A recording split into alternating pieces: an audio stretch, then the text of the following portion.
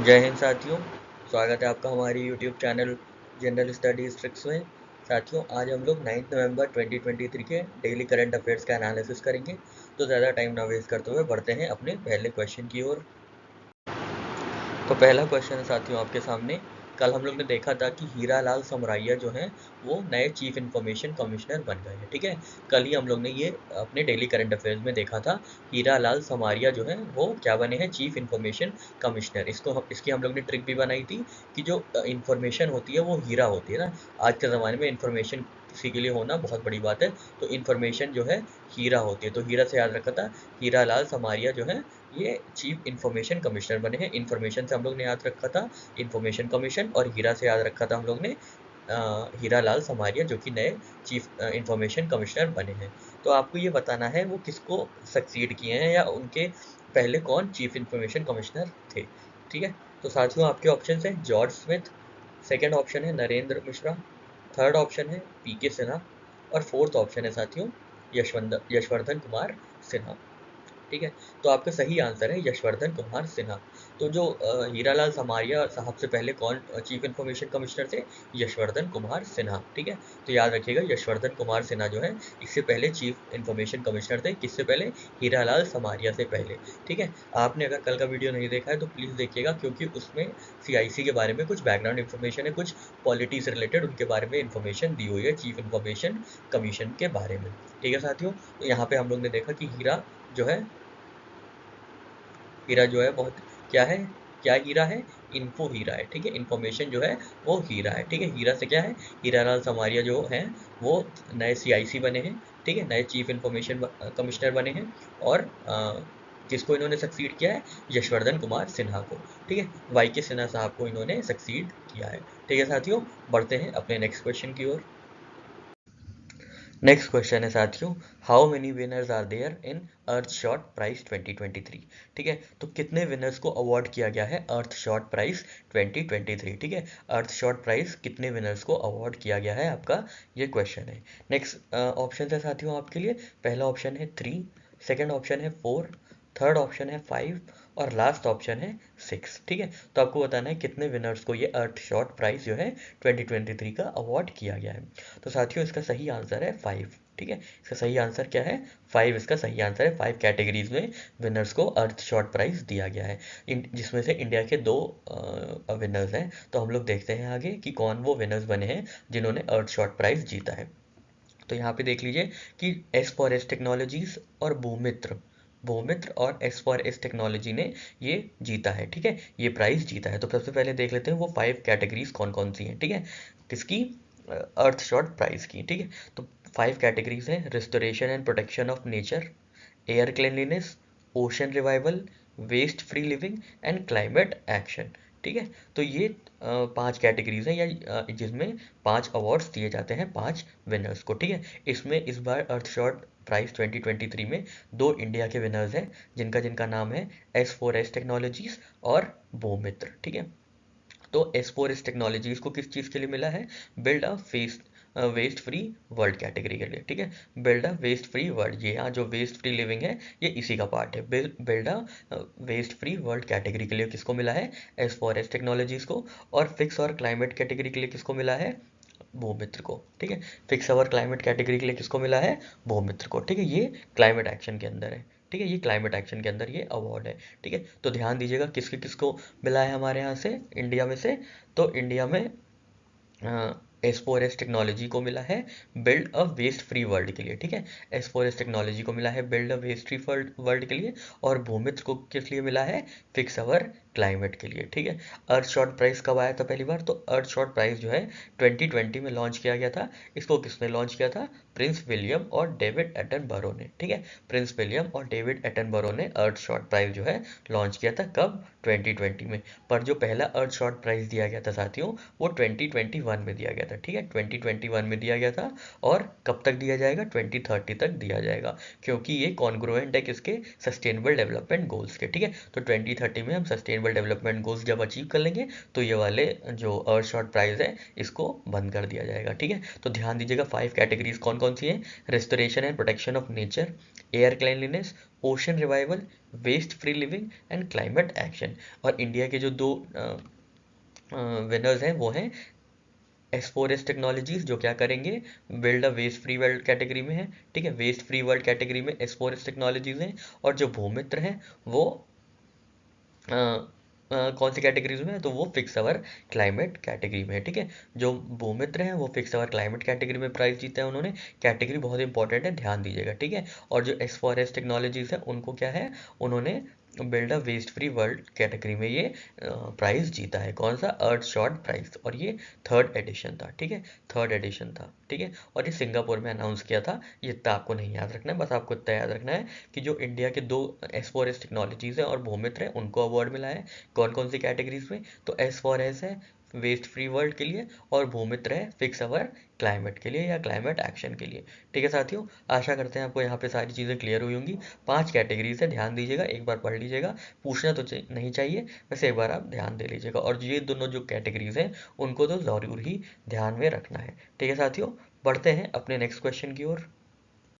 Next question है साथियों कि which of the following countries have signed memorandum of understanding for close cooperation in soybean oil supply to India, ठीक है। तो India ने किसके साथ एमओयू साइन किया है सोयाबीन ऑयल सप्लाई के लिए, ठीक है। सोयाबीन ऑयल सप्लाई के लिए इंडिया ने किसके साथ साइन किया है एमओयू? तो आपके ऑप्शन हैं, पहला ऑप्शन है यूनाइटेड स्टेट्स, सेकेंड ऑप्शन है जापान, थर्ड ऑप्शन है ब्राज़ील और फोर्थ ऑप्शन है श्रीलंका। तो साथियों इसका सही आंसर है ब्राज़ील, ठीक है। ब्राज़ील जो है, ब्राज़ील के साथ इंडिया ने पार्टनरशिप की है सोया ऑयल के लिए, ठीक है। तो solvent extractors association of India, जो कि कुकिंग ऑयल इंडस्ट्री बॉडी है, और ABIOVE Brazilian association of vegetable oil industries, उन्होंने साइन किया है क्या? MOU for close cooperation in soybean oil supply to India, ठीक है। ऑयल सप्लाई टू इंडिया, ठीक है। सोयाबीन ऑयल सप्लाई कहाँ से होगी? तो ब्राज़ील से होगी, ठीक है, याद रखिएगा कहाँ से होगी? ब्राज़ील से होगी, ठीक है। बढ़ते हैं अपने नेक्स्ट क्वेश्चन की ओर। नेक्स्ट क्वेश्चन है साथियों, अभी हाल ही में न्यू दिल्ली में global conference on cooperation in enforcement matters को होस्ट किया गया था, ठीक है। पहला ये ग्लोबल कॉन्फ्रेंस है किसमें? कोऑपरेशन इन एनफोर्समेंट मैटर्स में, ठीक है। तो कोऑपरेशन इन एनफोर्समेंट मैटर्स में पहली बार ग्लोबल कॉन्फ्रेंस हुई थी, और वो कहाँ हुई थी? न्यू दिल्ली में हुई थी। तो आपको इसकी थीम बतानी बहुत इंपॉर्टेंट है, क्योंकि ये पहला ग्लोबल कॉन्फ्रेंस है एनफोर्समेंट मैटर्स से रिलेटेड, जो कि हमारी कंट्री, हमारे कैपिटल सिटी न्यू दिल्ली में होस्ट किया गया था, ठीक है। तो आपको बताना है इसकी थीम क्या थी। आपके ऑप्शंस हैं, पहली थीम है सस्टेनेबल एनफोर्समेंट्स, सेकंड थीम है, सेकंड ऑप्शन है आपका it takes a network to fight a network, third option है ग्लोबल एनफोर्समेंट कोऑपरेशन, और लास्ट ऑप्शन है आपका एनफोर्सिंग द एनफोर्समेंट। तो साथियों इसका सही आंसर है option B, it takes a network to fight a network, ठीक है। तो पहला global conference in enforcement matters हुआ था 30 अक्टूबर से 1 नवंबर 2023 के बीच। ये कहाँ हुआ था? न्यू दिल्ली में हुआ था। किसने इनॉग्रेट किया था? हमारी फाइनेंस मिनिस्टर साहब निर्मला सीतारमन जी ने किया था। और इसकी थीम क्या थी? It takes a network to fight a network, ठीक है। तो एनफोर्समेंट मैटर्स में क्या था, क्या थी थीम? नेटवर्क से रिलेटेड थीम थी, ध्यान दीजिएगा, ठीक है। एनफोर्समेंट मैटर्स में याद रखिएगा नेटवर्क जरूरी होता है, ठीक है। एनफोर्समेंट मैटर्स में क्या होता है? नेटवर्क जरूरी होता है। तो आप ऐसे याद रखेंगे कि जो एनफोर्समेंट मैटर्स की थीम है, जो कि उसकी ग्लोबल कॉन्फ्रेंस हुई थी, उसकी थीम क्या थी? It takes a network to fight a network, ठीक है। और कॉन्फ्रेंस को ऑर्गेनाइज किसने किया था? तो डायरेक्टरेट ऑफ रेवेन्यू इंटेलिजेंस ने, किसके साथ?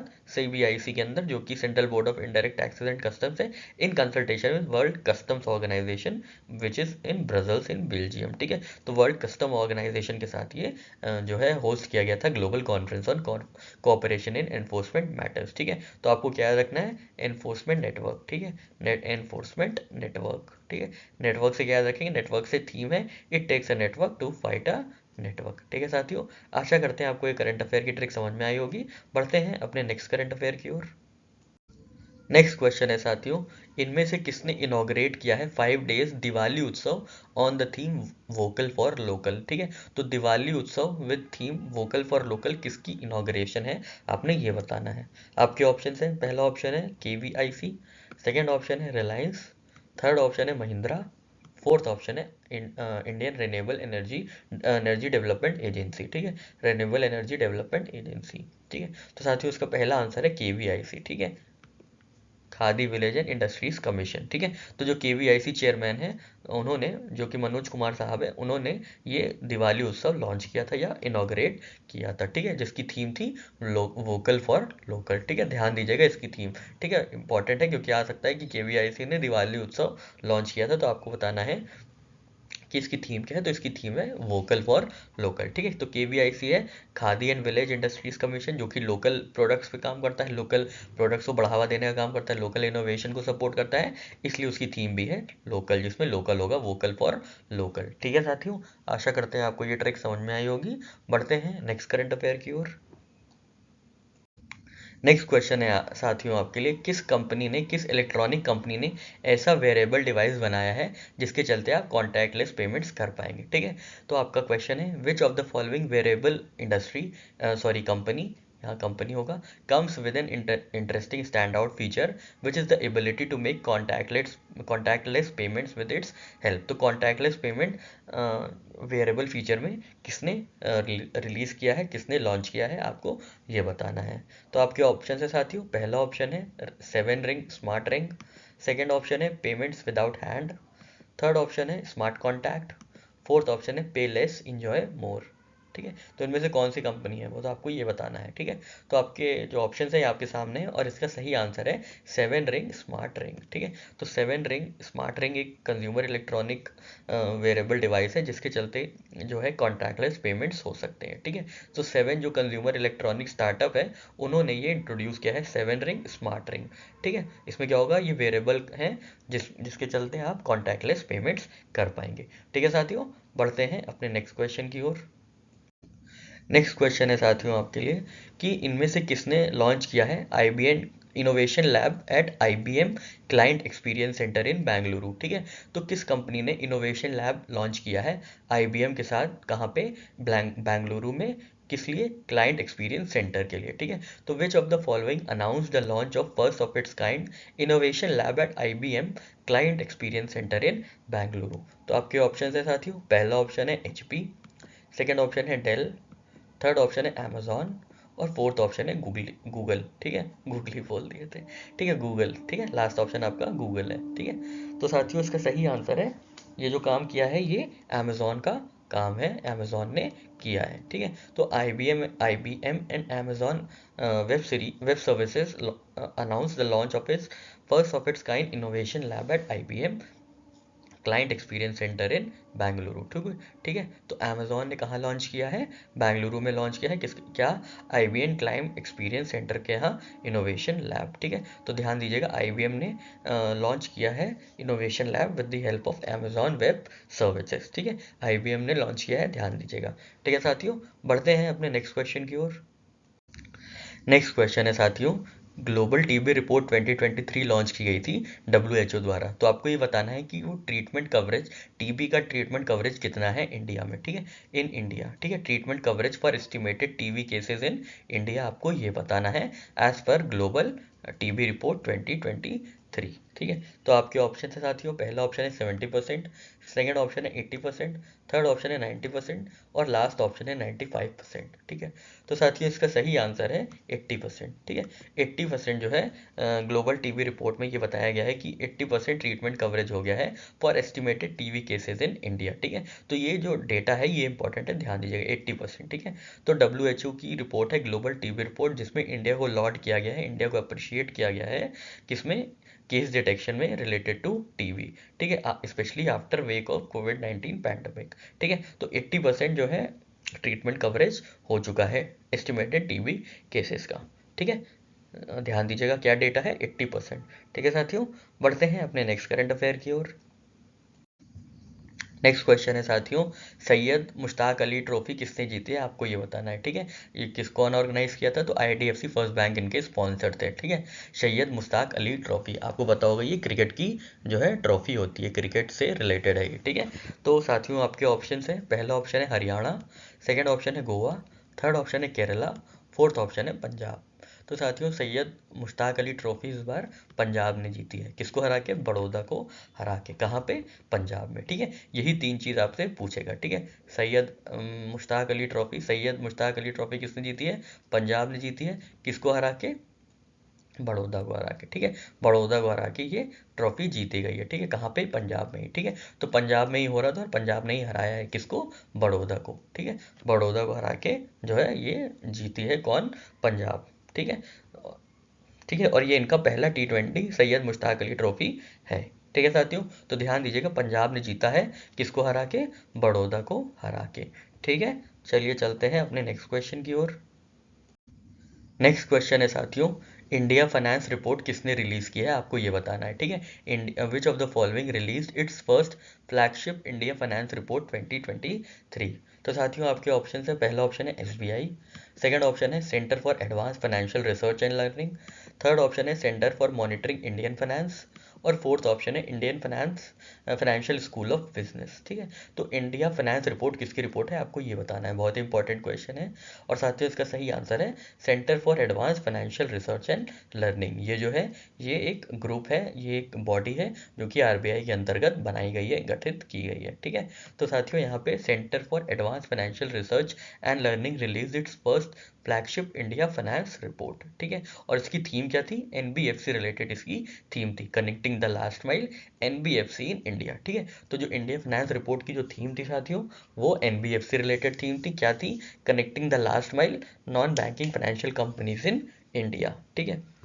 अब कैफ्रायल के बारे में तो कुछ देख लेते हैं, तो जो कैफ्रायल है centre for advance financial research and learning, वो क्या है, इंडिपेंडेंट बॉडी है by RBI to promote finance, micro economics and public policy research, ठीक है, तो ये कैफ्रायल जो है ये इंडिपेंडेंट बॉडी है, RBI ने इसको बनाया है, ठीक है, तो बहुत इंपॉर्टेंट हो जाता है कि इंडिया फाइनेंस रिपोर्ट किसने बनाई है, तो किसने रिलीज की है, तो ये centre for advance financial research and learning ने रिलीज की है। इसकी थीम क्या है साथियों, इसकी थीम है connecting the last mile non banking financial companies, ठीक है, इंपॉर्टेंट है, ध्यान दीजिएगा, इसकी थीम भी इंपॉर्टेंट है, ठीक है साथियों, बढ़ते हैं अपने नेक्स्ट क्वेश्चन की ओर।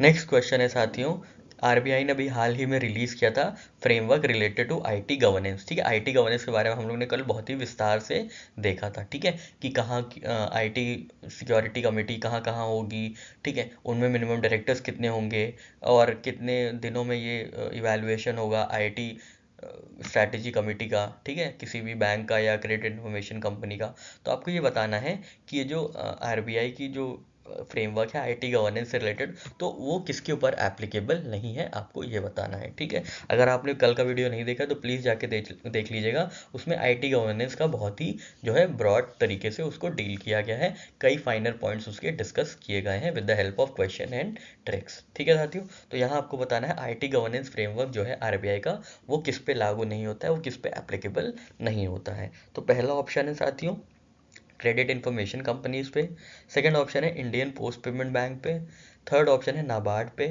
फोर्थ ऑप्शन है NBFC कोर इन्वेस्टमेंट कंपनीज पे, तो साथियों इसका सही आंसर है NBFC कोर इन्वेस्टमेंट कंपनीज पे ये लागू नहीं होगा, ठीक है, तो कल हम लोग ने देखा था कि RBI ने information technology governance risk controls and assurance practices direction दिया था, ठीक है, ये किसको दिया था, किन किन किन लोग को दिया था, तो दिया था बैंक्स को, NBFCs को, क्रेडिट इंफॉर्मेशन कंपनीज को, ऑल इंडिया फाइनेंशियल इंस्टीट्यूशंस को, नाबार्ड जैसे, सेबी एक्सेट्रा इन लोग को, और कौन एप्लीकेबल नहीं है इनके अंदर, तो लोकल एरिया बैंक्स नहीं है और NBFC की कोर इन्वेस्टमेंट कंपनीज एप्लीकेबल नहीं है, ठीक है, बाकी NBs एप्लीकेबल होंगी, IT गवर्नेंस फ्रेमवर्क के अंदर आएंगी, पर NBFC कोर इन्वेस्टमेंट कंपनीज जो है वो IT गवर्नेंस फ्रेमवर्क के बाहर रहेंगी, ठीक है, तो उन्हें पूरी IT स्ट्रैटेजी कमेटी नहीं बनानी होगी, उन्हें मिनिमम 3 डायरेक्टर्स नहीं रखने होंगे जिनको एक नॉन इंडिपेंडेंट डायरेक्टर लीड करेगा, तो ये सब बातें हम लोग ने कल वाले करंट अफेयर्स में देखी थी, अगर आपने नहीं देखा है तो प्लीज़ जाके उसको चेक कर लीजिएगा, ठीक है, तो ध्यान देना है लोकल एरिया बैंक्स हैं और NBFC की कोर इन्वेस्टमेंट कंपनीज है, उन पे ये IT गवर्नेंस फ्रेमवर्क लागू नहीं होगा, ठीक है, ध्यान दीजिएगा, इंपॉर्टेंट क्वेश्चन है और यहीं से बेसिकली क्वेश्चन बनना है, नहीं तो जो क्वेश्चन कल डील किए गए थे उन्हीं से क्वेश्चन फ्रेम होंगे, ठीक है साथियों, बढ़ते हैं अपने नेक्स्ट करंट अफेयर की ओर।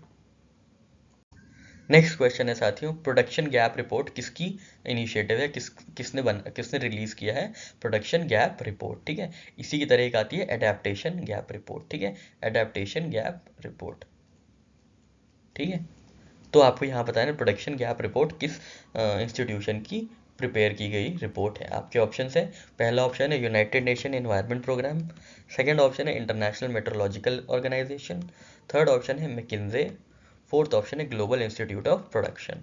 तो साथियों सही आंसर है यूनाइटेड नेशंस एनवायरनमेंट प्रोग्राम। ठीक है, तो यूनाइटेड नेशंस एनवायरनमेंट प्रोग्राम की ये प्रोडक्शन गैप रिपोर्ट जो है रिलीज की गई है या उनके द्वारा प्रिपेयर की गई है with help of other institution such as Stockholm environment institute. ठीक है, तो ये क्या ट्रैक करते हैं, ये ट्रैक करते हैं miss alignment between government planned fossil fuel production and global production levels consistent with limiting global warming to 1.5 degree Celsius और 2 डिग्री सेल्सियस। ठीक है, तो प्रोडक्शन किसका, फॉसिल फ्यूल्स के प्रोडक्शन को के गैप को, मतलब कितना कम हुआ है कितना बढ़ा है, इन सब गैप को कंसिडर करने के लिए प्रोडक्शन गैप रिपोर्ट लाई गई है। और इसको किसने प्रिपेयर किया है, यूनाइटेड नेशंस इन्वायरमेंट प्रोग्राम ने। तो ध्यान दीजिएगा, इन्वायरमेंट प्रोडक्शन की बात हो रही है। ठीक है, तो इन्वायरमेंट से याद रखिएगा United Nations environment bank programme और प्रोडक्शन से प्रोडक्शन गैप रिपोर्ट। ठीक है, तो एनवायरनमेंट प्रोडक्शन याद रखिएगा, एनवायरनमेंट प्रोडक्शन,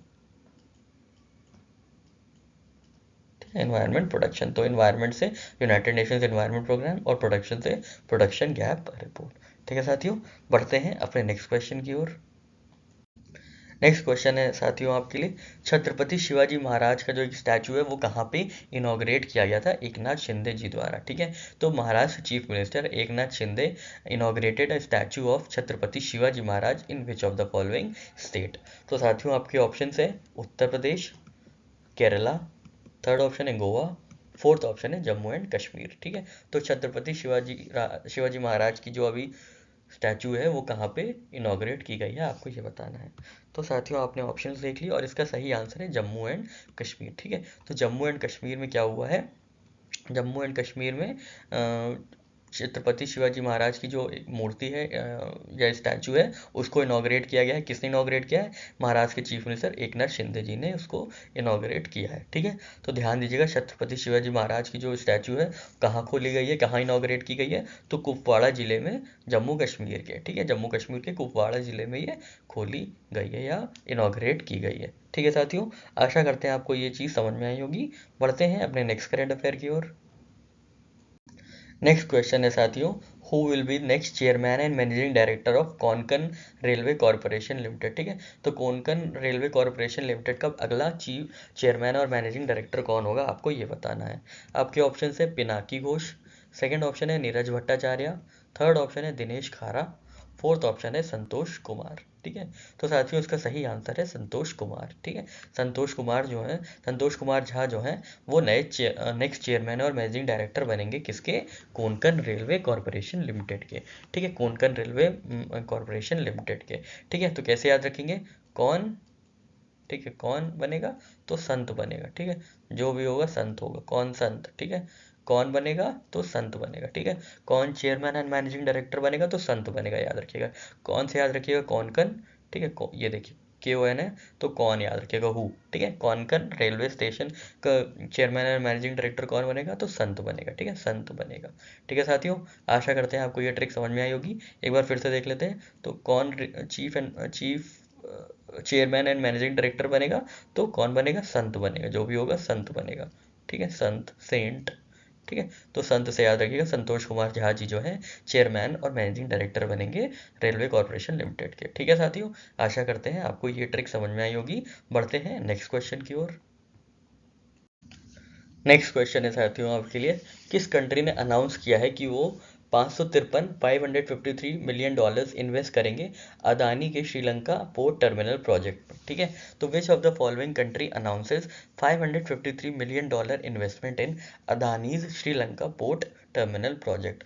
ठीक है, इजी सा क्वेश्चन है, डायरेक्ट सा है, ज़्यादा उसमें कुछ सूझना समझाना नहीं है। ठीक है, तो आपके ऑप्शन है साथियों, पहला ऑप्शन है यूनाइटेड स्टेट्स, सेकेंड ऑप्शन है जापान, थर्ड ऑप्शन है इंडिया और फोर्थ ऑप्शन है सिंगापुर एंड जापान। तो साथियों इसका सही आंसर है यूएस। ठीक है, यूएस ने अभी अनाउंस किया है, United states international development finance corporation ने अनाउंस किया है कि वो 553 मिलियन डॉलर्स इन्वेस्ट करेंगे अदानी के श्रीलंकन पोर्ट टर्मिनल प्रोजेक्ट में। ठीक है, ये कहाँ पे है? ये पोर्ट ऑफ कोलंबो श्रीलंका में, ठीक है। पोर्ट ऑफ कोलंबो श्रीलंका में अदानी का जो पोर्ट है उसमें $553 मिलियन इन्वेस्ट करेंगे। कौन इन्वेस्ट करेगा साथियों? यूएस का इंटरनेशनल डेवलपमेंट फाइनेंस कॉरपोरेशन, ठीक है, ध्यान दीजिएगा। यूएस जो है इन्वेस्ट करेगा किसमें? अदानी के Sri Lankan port terminal, Sri Lanka port terminal project में, जो भी कहाँ है? जो कि कोलंबो में है, ठीक है साथियों। बढ़ते हैं अपने नेक्स्ट करंट अफेयर की ओर। नेक्स्ट क्वेश्चन है साथियों, world science day for peace and development की थीम क्या है? हमने आपको बताया, आपको ये पूरा सब कुछ याद करने की ज़रूरत नहीं है कि कब कौन सा दिन मनाया जाता है। कोई एक दो चीज़ बड़ी चीज़ हो गई तो आप दिमाग में रख लीजिए, अन्यथा ये बहुत ही मतलब एक तरीके से लेबोरियस प्रोसेस होगा, और थोड़ा सा टायरसम प्रोसेस होगा कि सारी डेट्स को याद करना कि किस दिन क्या सेलिब्रेट किया जाता है। इससे अच्छा है कि आप उसकी थीम याद कर लें, जिसकी प्रोबेबिलिटी आने की ज़्यादा होती है और सही होने की प्रोबेबिलिटी बहुत ज़्यादा होती है, क्योंकि थीम डिस्टिंक्ट होती हैं, आपको कन्फ्यूजन का स्कोप कम होता है, ठीक है। तो आपको बताना है कि world science day for peace and development की थीम क्या है। आपके ऑप्शन है सस्टेनेबल साइंस, सेकेंड ऑप्शन है building trust in science, third option है science and innovative peace, fourth option है peace and development for science, ठीक है। तो साथियों इसका सही आंसर है बिल्डिंग ट्रस्ट इन साइंस, ठीक है। तो ये जो है 10 नवंबर को सेलिब्रेट किया जाता है, world science day for peace and development हम सेलिब्रेट करते हैं नवंबर 10 को, और इस बार की थीम है बिल्डिंग ट्रस्ट इन साइंस, ठीक है, बिल्डिंग ट्रस्ट इन साइंस, ठीक है।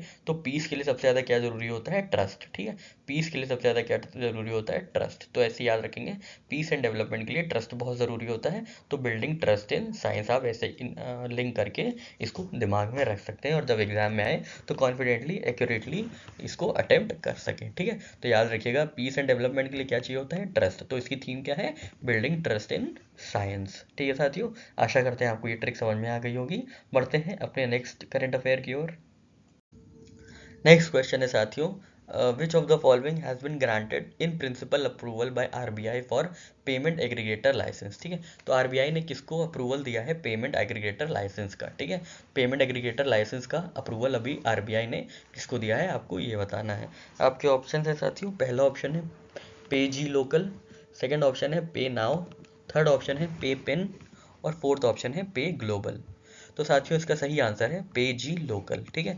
पे जी लोकल को क्या मिला है? अप्रूवल मिला है पेमेंट एग्रीगेटर लाइसेंस का, ठीक है।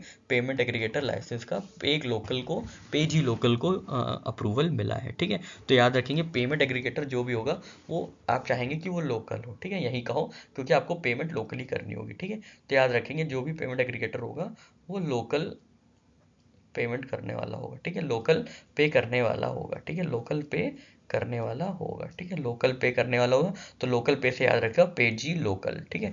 तो पेमेंट एग्रीगेटर कौन होगा? जो भी पे करेगा लोकल, ठीक है, लोकली पे करेगा, मतलब सामने सामने पे करेगा, पास पास में पे करेगा, ठीक है, लोकली पे करेगा, जो जो पे लोकल करेगा वही पेमेंट एग्रीगेटर लाइसेंस उसको मिलेगा, ठीक है साथियों। आशा करते हैं आपको ये करंट अफेयर की ट्रिक समझ में आई होगी। बढ़ते हैं अपने नेक्स्ट करंट अफेयर की ओर। नेक्स्ट क्वेश्चन है साथियों, क्वाकरेली साइमंड्स ने अभी अनवील की है क्यूएस एशियन यूनिवर्सिटी रैंकिंग्स, ठीक है। तो आपको ये बताना है सबसे ज़्यादा यूनिवर्सिटीज किस देश में है, किस कंट्री में है, as per QS Asian university rankings, ठीक है। Which of the following country leads with highest number of universities? सबसे ज़्यादा यूनिवर्सिटीज़ कहाँ है, आपको ये बताना है। आपके ऑप्शन है साथियों, पहला ऑप्शन है इंडिया, सेकेंड ऑप्शन है चाइना, थर्ड ऑप्शन है जापान, फोर्थ ऑप्शन है इंडोनेशिया, ठीक है। तो क्यूएस एशियन यूनिवर्सिटी रैंकिंग्स 2024 के अनुसार सबसे ज़्यादा जो हाईएस्ट नंबर ऑफ यूनिवर्सिटीज़ हैं वो किस देश में है, आपको ये बताना है, ठीक है। तो इसका सही आंसर है इंडिया, ठीक है। इंडिया ही में होंगी, हर गली नुक्के, हर गली कूचे में आपको मिल ही जाती है यूनिवर्सिटी, सबसे ज़्यादा यूनिवर्सिटी जो है वो इंडिया में है, ठीक है।